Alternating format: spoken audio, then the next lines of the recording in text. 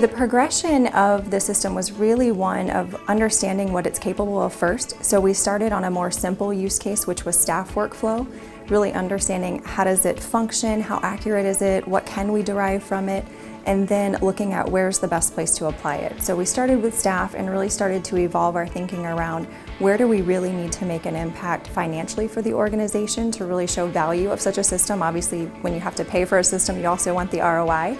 So OR made sense in terms of a space where we were having capacity constraints and issues around we need to build out, but didn't necessarily know what that meant if we weren't utilizing it fully, or where were there opportunities to really expand on the space we already have versus spending, X dollars to build out a new OR space. So it made sense to try it there and really look at what are our two entry points. It's OR and ER. So how do we apply this technology in a way that can fix two very big challenges in healthcare overall, not just for our system, but for every healthcare system, and apply it in a way that gives the physicians and clinicians a tool that they feel comfortable to use daily to really enhance their work. So we're achieving employee engagement at the same time of value for our customers, as well as ideally saving the hospital costs so that we can extend that cost savings to our customers.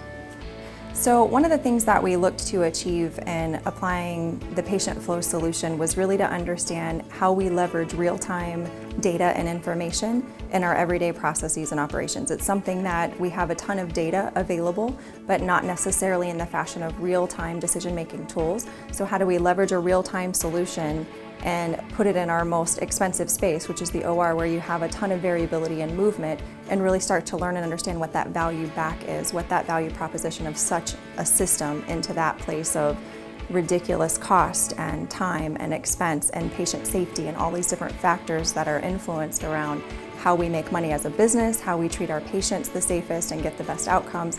How do we apply that real-time technology in a space that's going to ideally give us the value that we're looking for?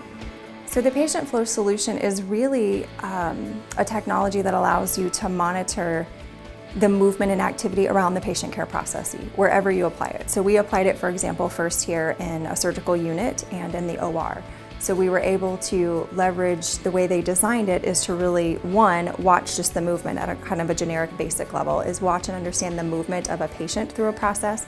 But then the cool part in the back end of it is that is real-time dashboards that all of the key stakeholders and players in that care process can monitor and be a part of, so that they've got proactive downstream, upstream movement and understanding around what's going on with that patient, so that they can eliminate phone calls and use that system to be able to really interact with each other and make the right decisions for the next step and process of care for that patient.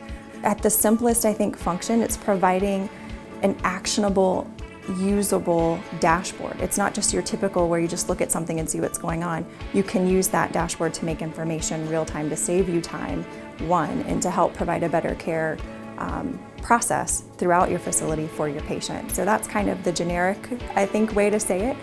It's so much more than that, but at the basic level, it's providing you that real-time decision-making tool.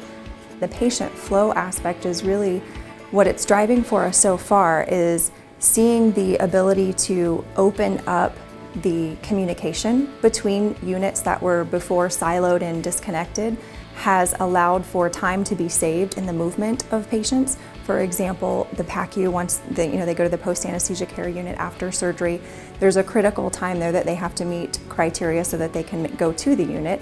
Once that occurs, there could be any number of variables and gaps that are created that delay a patient getting to their unit where they can get more comfortable, their family can come and visit them.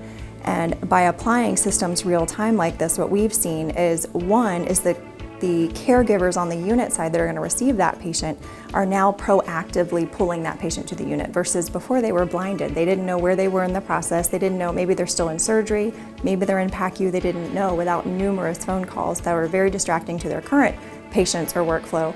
So now they have a system they can walk by and see immediately, my patient is now in PACU, they've been there 30 minutes. I know it typically takes an hour for them to be ready to come to the unit, so I've got about 30 minutes to prep and get ready for them, or let me start calling and giving report, or whatever those activities are, so that we really create an efficiency in the process that was lost before because there wasn't that open communication platform to provide that visibility into both worlds and really break down those silos that were occurring.